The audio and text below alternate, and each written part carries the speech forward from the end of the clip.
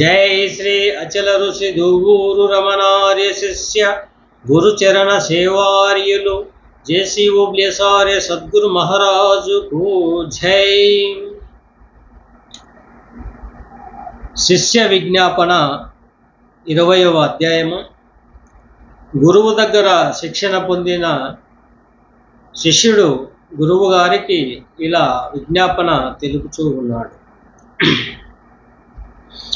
గురువరా మీనాసందున ఎరుకను తెరగలిగి ఇండి ఇన్నాళ్ళగొలెన్ కరుణారసేక్షణములన్ తెరదీసితి ఎరుక మాట ధీరే నిక్కటికి చాలు బోధ దూరేదెక్కడికి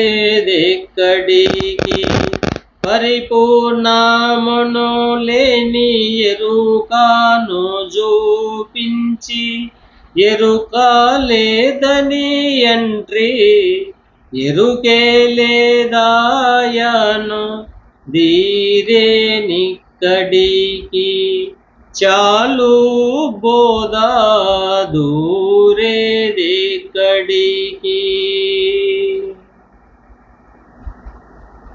గురువర్య, ఓ మహాత్మా గురుదేవా, ఇప్పటి వరకు మీ నోటి ద్వారా వెలువడిన ఈ పరిపూర్ణ బోధ రహస్యమును బాగుగా తృప్తిగా నేను వినిన మీదట నాకిట్లు తోస్తూ ఉన్నది.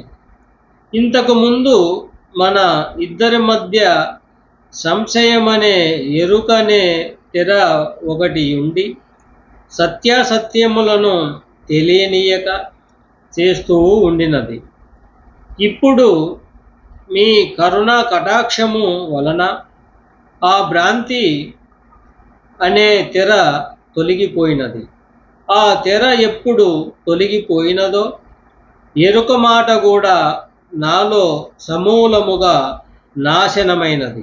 ఆ ఎరుక ఎప్పుడు నాశనమైనదో ఎరుకతో కూడిన సకల భ్రాంతులు సకల సంశయములన్నీ నిలువున దగ్ధమై పోయినవి. ఇప్పటికీ నా మనో వికారములు అన్నీ నశించి నిర్భయముగా ఉండు స్థితి నాకు ప్రాప్తమైనది. ఇక ఈ బోధ చాలును. ఏదో ఉన్నదని దానిని చూడవలెననియు దానిని గురించి వినవలెననియు ఆ కోరిక నాలో తుడిచివేసినట్లు పోయినది.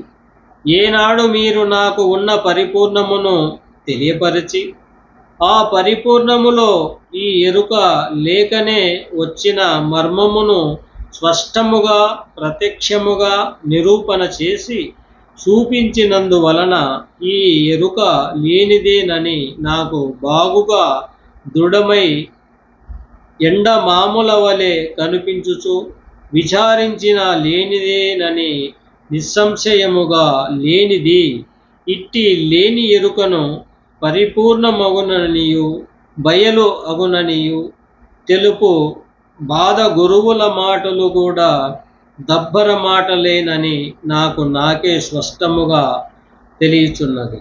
అందువలన ఈనాటికి నా శంకలన్నీ తీరి ఉన్నది ఉన్నట్లుగా లేనిది లేనట్లుగా గ్రహించే నేర్పు మీ పాద సేవ వలన కలిగిన భాగ్యమని తలంచి సంతోషించుచున్నాను.